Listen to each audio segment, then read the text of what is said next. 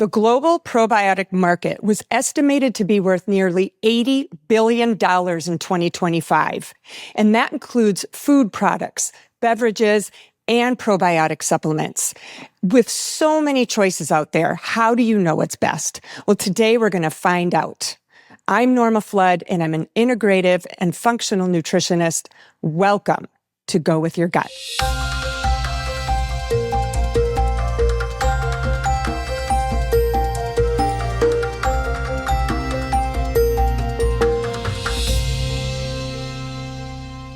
The microbiome and gut health are big buzzwords in today's world.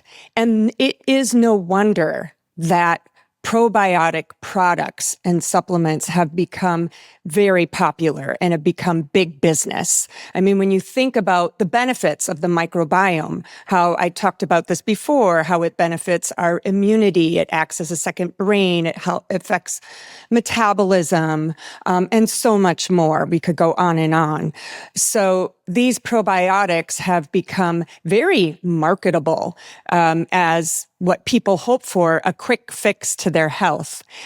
Some of the benefits even have been shown for probiotics in research specifically, and that includes improving immunity, decreasing inflammation, improving intestinal barrier function, decreasing anxiety and depression, which is why some probiotics are called psychobiotics. It's also used for the treatment and prevention of gastrointestinal symptoms and disorders like IBS or IBD. Also to improve blood sugar control or improve metabolism, reducing pesticide absorption, and also reducing toxicity in our gut. And also probiotics have been shown to decrease opportunistic infections or decrease our risk for becoming sick. So with so many promises, it is very enticing to get caught up in wanting to buy every probiotic supplement that is out there. But we need to step back and remember with these probiotics that a pill is not going to fix everything, right? If that were the case, I wouldn't be here talking about this. We wouldn't have functional medicine doctors trying to help us work through the weeds, right? So the magic pill is not there. We have to remember that our microbiome is a very complex system. And if you remember in a previous episode, I used the tree of life to represent functional medicine and how the roots of the tree are the many inputs that affect our microbiome. And so probiotics are just one part of that. So I want you to keep that in mind as we talk about this. So even though the research might show some benefits from probiotics, we have to understand that this is an influence, but it's in addition to making healthy food and lifestyle changes. So the first thing I want to mention about probiotic supplements is they can be divided into three types. So you have the lactobacillus or bifidobacterium probiotics. Typically, those are live probiotics. Most need to be refrigerated, but not all. And so these strains claim to basically add more live probiotics to your gut. And many of those already exist in our gut microbiome. Then a second category would be spore-biotics, and these have been growing in popularity for a good reason. So what spore probiotics do is they are in a spore so that they resist that stomach acid and they're able to survive and make it down to our lower gut where our microbiome resides in the large intestine. And there they explode in growth. And in doing so, they release a lot of antimicrobials that will kill off a lot of the more pathogenic types of microbes in our gut, and then allowing more space for our good microbes to grow. So you could say like the spore types might be clearing out the weeds out of our garden, out of our soil. So that's where these spore probiotics have become very useful as a part of health. And I even sometimes often recommend those for traveling, because you never know when you're going to get a bug, or you never know when you're going to eat something not so good and your stomach feels a little bit off. The spore biotics can be good that way. And then a third category of probiotics is the soil-based probiotics. And the soil-based are pretty much, I would say, the same as your spore biotics, because soil-based will be those spores that have a high survival rate in the gut. Now, what's interesting is spore biotics in the soil. Okay, these are actually naturally occurring. So know that the more time you spend in nature, if you like to garden in organic soil, or kids living on organic farms, you're out in nature backpacking, these are all good exposures to spore biotics. And why in my previous episode, I talked about backpacking is good for the gut too. So getting out in nature, I just want to add that tidbit. That is a way to add more of those. And in our culture, which is more, I would say, we value sterilization. We have this fear of food poisoning, fear of spoiled foods. So we're hyper vigilant about triple washing our produce or making sure there's no bad bacteria. And to a degree, that's good. But back in the day when farming was closer to homes and there was a little more microbes on our food, we got more of those spore biotics naturally. And on top of that, as farmers are using more pesticides on their soil, they're killing more of these spores. So some of these gut imbalances can be caused by the lack of spores that we're getting naturally from foods, because we've had this heavy use of pesticides in our culture, especially in the US. So let's get back to those probiotic supplements. So again, to be clear, you have those that are really just adding live cultures like lactobacillus and bifidobacterium. You have the spore probiotics, and then you have the soil probiotics, which are just another form of a spore. Now, moving on to total colony forming units, or CFUs. You will see this on a bottle, CFUs, and some will have 5 billion, 20 billion, 50 billion, 100 billion colony forming units. So usually with kids, you're looking at doses of maybe 5 to 10 billion. Teens, you might work up to 10 to 25 to 30 billion. Some adults prefer 30, more for maintenance, whereas those with more specific needs or trying to give their self an extra bump might do 50 billion per day. And then special needs, like someone really trying to bounce back from using an antibiotic, which, by the way, usually a spore biotic is better for that. But there are options out there that are 100 billion. And then I move on to the number of strains. So you have the CFUs, and then you go to strains. And strains describe the different types of bacteria that are in that probiotic. So the more variety you have, the better. Some will only have one single strain. Some will have 5. Many now will have anywhere from 12 to 20 different strains to give you more variety in the types of bacteria you're getting, because each of these bacteria have different benefits. But know, again, that these number of strains don't even compare to the nearly 1,000 strains that you have in your gut microbiome. It's just that these particular strains have been studied to have some kind of benefit to our health. So moving on to these strains to go a little deeper, as I said, a lot of these strains have research. So you're going to see some probiotics that claim to help mood. And so it's a probiotic just for mood because it has specific strains that have been shown to have an influence on mood, like decreasing anxiety or depression. Some are lower histamine. They don't trigger histamines as well. And some people will talk about why that's an issue. There's female or male focused probiotics. Like I said, there's kid focused probiotics. There might be SIBO focused, those that can tolerate certain types of probiotics better. But SIBO for the most part, again, we need to be careful about probiotics for certain populations, and so forth. So moving on to brands, that's where it gets confusing. So you have a little more clarity of, what's in a probiotic. But then, like I said, this market is growing exponentially. So the brands keep expanding.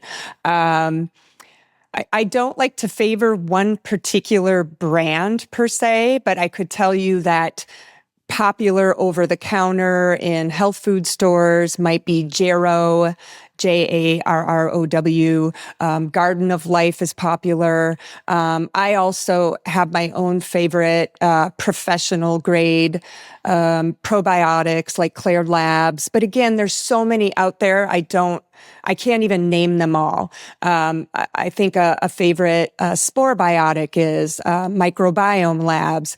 So know that there's so many out there that it can make it difficult. I would say avoid buying store brands like Trader Joe's probiotic. I love Trader Joe's, but maybe don't buy their brand of probiotic because that's not their specialty, right? So you want to look for companies that is their specialty, is probiotics. And ask a health professional, especially a functional medicine practitioner, can help guide you with those types of choices. Now, for the most part, probiotics overall can be a good thing, but there are certain people that will be triggered by taking probiotics. In other words, their symptoms will become worse and they'll feel very uncomfortable.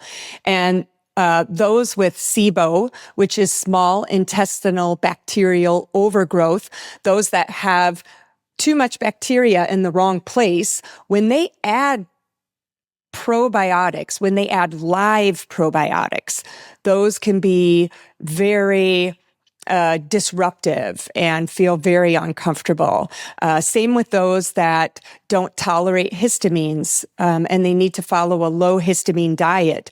They will also have a low tolerance for live probiotic supplements. And in both of those cases, it is better to choose a spore type of probiotic so that you're really trying to clear out a lot of those harmful type of bacteria or microbes in the gut. So it's kind of like looking at it like there's a bunch of weeds in the garden and you want to clear the weeds before you're just adding in more seeds. So good to clear things up. And that could be true for everyone, getting those spores in to clear up your microbiome and then gently adding maybe a supplement. Okay. And then one thing I do want to add about supplements is new research is showing that dead microbes are very beneficial. We used to think that, if you take a live probiotic, if it doesn't make it through the stomach acid, it's useless. But in fact, these probiotics, even if they die in your stomach acid, the broken down cell walls of these microbes stimulate our gut immunity in a very good way. And on top of that, some of these other byproducts that might be present will also be beneficial in the gut. So know that these dead microbes can also be good for you. That doesn't mean you should go out and use your expired probiotic or use a probiotic that should have been refrigerated, but it's been sitting on the counter for a month. We don't want those that might be spoiled or contaminated. That's not the same. So I'm talking about maybe those supplements that they get killed in your stomach acid and they're not quite alive in the gut. Okay, I think we've talked enough about probiotic supplements, at least for today. I want to move on to fermented foods and how those compare to probiotic supplements, because that's another area that continues to grow and benefit gut health. So first, I want to explain what fermented foods are. Fermented foods are foods that have been, I would say, inoculated with some type of bacteria or fungi that will consume that food product, whether it be a food or a beverage. And as they consume the sugars or starches in that food, they produce byproducts that provide the benefits of really taste, even complexity in taste, but also a lot of health benefits to our microbiome. Examples of fermentation would be adding lactobacillus to dairy products. So you have milk that's turned into cheese or yogurt or kefir.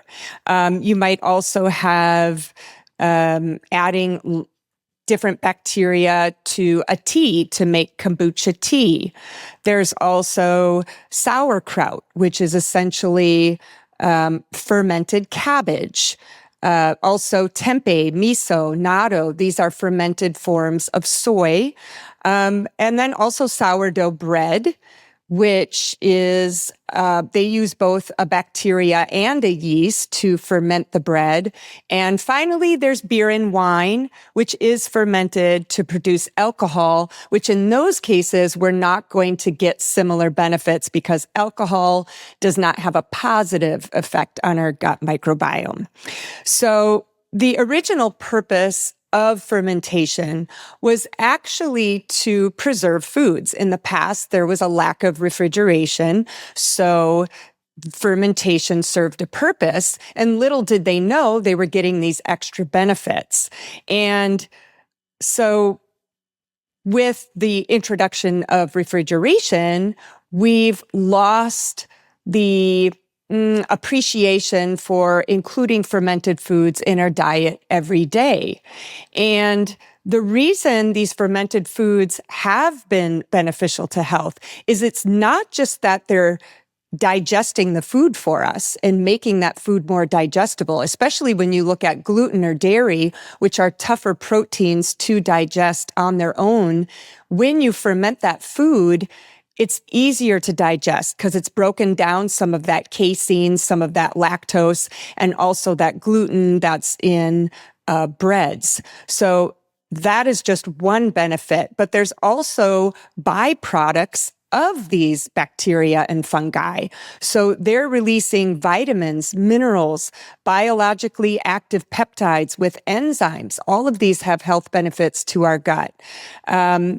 They've been shown to increase microbiome diversity. So really allowing our gut environment to improve so much that those microbes that are already in our gut have a better chance of survival. They can flourish because the pH is better in your gut. It's a better environment. And that's something that probiotics don't do as well. They're also good for metabolic regulation and many of the benefits that you see in probiotics. So remember also that these benefits happen in microbes that are dead or alive. And this, again, is described more recently because we always thought, okay, if you have sauerkraut, it's got to be fresh sauerkraut. It's got to be refrigerated to get the best benefits. And that's true. You're going to get maybe a little better of a benefit when it's a live culture for sure. But that is because we thought that these microbes, both from probiotics and fermented food, we thought that these microbes were staying in our gut. But actually, they too are just visitors. So whether you're taking a probiotic supplement or a fermented food, the microbes that you're getting from those products are also visitors to the gut. So those are not going to be increasing the gut population or diversity. But the benefit of the fermented food is that it creates an environment of allowing our natural flora to grow, if that makes sense. So know that, try to get those live cultures, but if you're going to have a pasteurized sauerkraut or sourdough, which is already baked, kills the microbes. Miso soup, the miso is boiled, yet you're still getting benefits from those dead microbes and all of those byproducts that bacteria or yeast made in that food.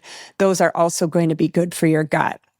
So the downside of fermented foods is people do have that fear of, oh gosh, how do I know this isn't spoiled? I'm going to get food poisoning. This tastes funny. I'm not used to this sour taste. But know that these foods are grown in a very controlled environment, a typically very acidic environment that reduces the risk for a lot of these bad microbes to grow. In addition, it's a controlled environment where you don't have these random microbes coming in and infesting the growth unless it wasn't, grown properly. So there is that fear, but know that most fermented foods, they're going to be safe to eat. The other thing is you're not going to have that certainty of how many CFUs you're going to get. So with a probiotic, you know the number of microbes you're going to get, and it's even going to tell you the kind of strains that you're getting. But when you're having those fermented foods, it can range from 1 to 10 million, like maybe in those cheaper yogurt foods, but then it could be 100 billion in some of these fermented foods that have been fermented longer. So you can really get a rich source of microbes from these fermented foods, especially connected to the quality of that food. And those that tend to be higher quality might be your yogurt, your kefir, and your sauerkraut.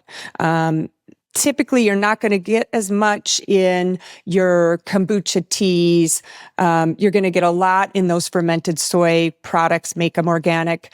So it just depends on the length of fermentation. The longer it ferments, the more you grow.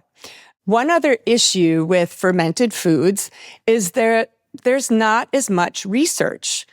And a lot of it is because it's difficult to have that controlled environment where you know exactly how many microbes are in that food. So it's more difficult to measure. But what's interesting is there has been a very recent study, and it's done by a group of researchers at Stanford University. Researchers Chris Gardner, and then also Justin and Erica Sonnenberg. I like to follow them. And they found that increasing fiber was not able to improve microbiome diversity on their own as well as fermented foods. So that threw me off. So first of all, especially because I did that episode on fiber maxing, talking about how great fiber is, well, don't give up. Fiber is still extremely important. But what the study found was that if you don't have a healthy microbiome, you don't break that fiber down very well. So sometimes when you add fiber, you have uncomfortable digestive issues. Especially if you have SIBO, you're really going to be uncomfortable. But even those without SIBO, you're more gassy. Some people get constipation because they don't drink enough water. So that was very puzzling that, gosh, I thought that by eating more fiber, I was going to get more microbiome diversity no matter what. But what needs to happen first is you need to take care of that environment. Remember that it's a very complex environment that our microbes live in. So let's say your gut is very inflamed. It's like there's a fire in the field. If you're adding fiber to that, it's really just going to burn right up. You're not going to get good digestion. It's just going to cause more irritation. But let's say you take care of that microbiome first with those fermented foods. Remember, the fermented foods increase microbiome diversity. The more variety you have in your microbiome, the more resilient it is. And once you have the presence of those healthy microbes, they will be able to digest that fiber.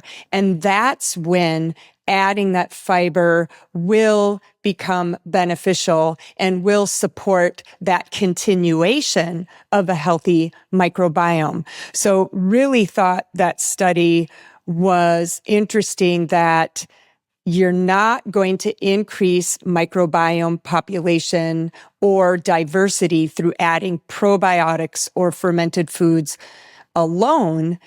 You do want to do those fermented foods first, especially. So there must be something they're finding in fermented foods that especially produce a positive effect on the environment of our microbiome that the microbes love to grow in. Now, a more recent study that is still in the preliminary stages looked at 2,000 participants who included fermented foods for just 2 weeks. And what they found was improved mood, improved energy, reduced hunger, and reduced bloating in over 50% of participants. So again, it's showing how these fermented foods can be very beneficial. And by the way, I should mention, in that preliminary study, they included 2 to 3 servings of fermented foods a day. And that sounds like a lot, like, oh my gosh, how am I going to do that? But just in quick terms, you could have yogurt with your breakfast. You could have a little bit of kombucha tea during the day. You could have some sauerkraut with dinner. It can be pretty easy to get those 3 servings in. So really showing quick improvements in just 2 weeks is pretty impressive. So a lot of the probiotic supplements do take much longer. So let's move beyond the probiotics and the fermented foods, because like I said, the food market is also growing with probiotics.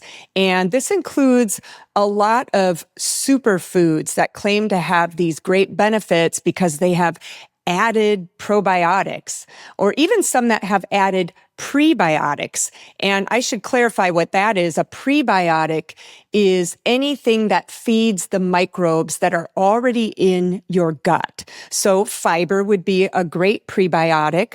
And so that's why a lot of these food products that claim to be a great prebiotic source, they'll add a lot of powders, and they can be good powders that microbes like inulin or hickory root or artichoke, whatever they might be, but they will sometimes be added to foods that are highly processed, high in sugar, sugary drinks, juices, and foods that have a very low nutritional value. And remember that when you're eating a lot of these foods that have a low nutritional value, they're feeding the microbes that we don't want in our gut, like the yeast that like sugar, or some of these other harmful types of pro-inflammatory microbes. So be careful with a lot of these superfoods, and know that you still want to eat a mostly whole foods, less processed diet.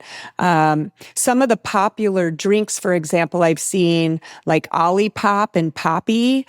I know they're great because they're lower sugar than soda, but I wouldn't consider adding more of them and consider them a health food. It's still something that it's a better choice than a soda, but it's not something that, oh yeah, I'm adding it every day because it has prebiotic fiber or 1 million probiotics. You're better off having that fermented food or whole foods. And finally, also some products that are disguised as healthy. And the most popular one, I would say, is the children's yogurts. Children's yogurts are often really high in added sugar. Now, yogurt has natural sugar on its own from lactose, even when it's broken down by the bacteria. So the way to tell is to read the ingredients. And if there's added sugar, that's already more than you need. And even with kids, we can get used to maybe adding fresh fruit, like even a fresh banana would be better than adding a sweetened yogurt to their diet. And also these kids' yogurts, they're not fermented very long. So the level of microbes is pretty low compared to some of these other organic, good, low sugar, high quality brands. So be careful with all of those fun foods. You can make it fun on your own. And, kids' taste buds can adapt gradually. And that does bring up my next concern, is that the challenges of how we can get kids and even adults used to eating these fermented foods, because they do have somewhat of a sour taste. So I think, like I said, by starting with foods that might be easier, you can make a good tasting smoothie with frozen fruit and a good protein powder, and you can mix in some yogurt or kefir into that, so that you really don't taste the sourness as much. So there are ways to gradually adjust. There's also types of fresh sauerkraut that really taste like pickles. So you could use it on your kid's burger or something else, or even have it on the side. I think some of the kombucha teas taste pretty good, that are made with fruit instead of really high sugar, but most of them are low sugar because they're fermented. So those are just some of the challenges that might come up with products and the confusion that's out there. So overall, I want to bring this all together. So between the probiotic supplements and the fermented foods and all the food products that are out there, how do we choose really what is best? And are fermented foods better than probiotics? I would say yes. I would say that fermented foods can be a better option, just because what I mentioned before, they improve the environment of the gut. Now, I'm not saying that probiotics are bad either. I do think probiotics can be beneficial in giving you that extra support. And especially those that have SIBO or histamine intolerance, they need those spore probiotics, right? They can't tolerate the fermented food, and they can't tolerate the live probiotics. So they need those spores to really clean out their gut microbiome, to really help them reduce that harmful overgrowth, and clear the weeds out of their garden. So I think that we can still learn to use both fermented foods and probiotics in a healthy diet. I mean, I'll share myself. I do tend to include both. I do like to have fermented foods, more consistent on 2, and I'm working on the 3. Yes, even me, I got to work on that 3rd serving. But probiotics, I do like a spore now and then. I mix it up. That's another thing too. I like to change up the types of probiotics I'm using. You don't want to use the same one over and over, because, quality varies, the strains vary, and it's good to kind of really mix those up a bit to get variety. So I also like to use probiotics, let's say if the flu is going around all of a sudden, or people are getting sick all around me. It's nice to have a little extra, extra protection, I would say, during those times. So yes, I think they both can be added. And I know the cost of probiotics sometimes can add up. So know that fermented foods can be that option. So probiotic supplements aren't necessary, but I would say fermented foods are. So that is one thing I will say. Fermented foods are a necessity. They are essential. I would go that far. Whereas probiotic supplements are something that might supplement a healthy diet and lifestyle. That is where I find there's the difference. But again, when we have those cases where there's pretty severe dysbiosis that spore-biotics are needed, there does come a time and place for those. So how about fiber?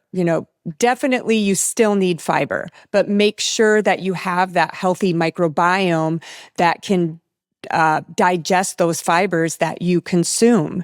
And if you're making that adjustment, if you're trying to increase fiber in your diet, make sure you're also incorporating those fermented foods if you tolerate them.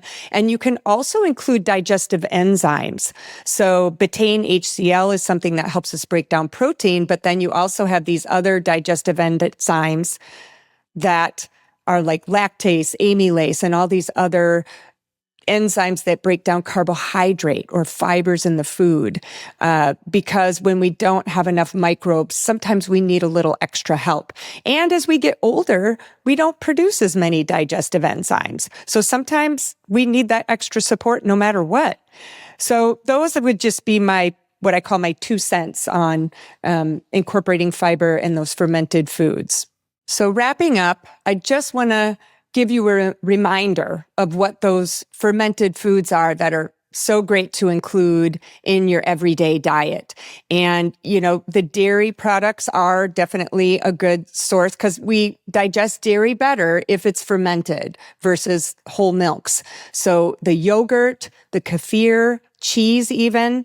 Cheese is fermented, especially cheddars, but know that mozzarella, that's not fermented. So choose those that have been fermented by the lactic acid or environment or the mold.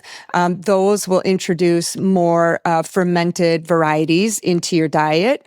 There's also kombucha tea, sauerkraut, or other vegetables like fermented pickles, fermented beets, many different varieties out there.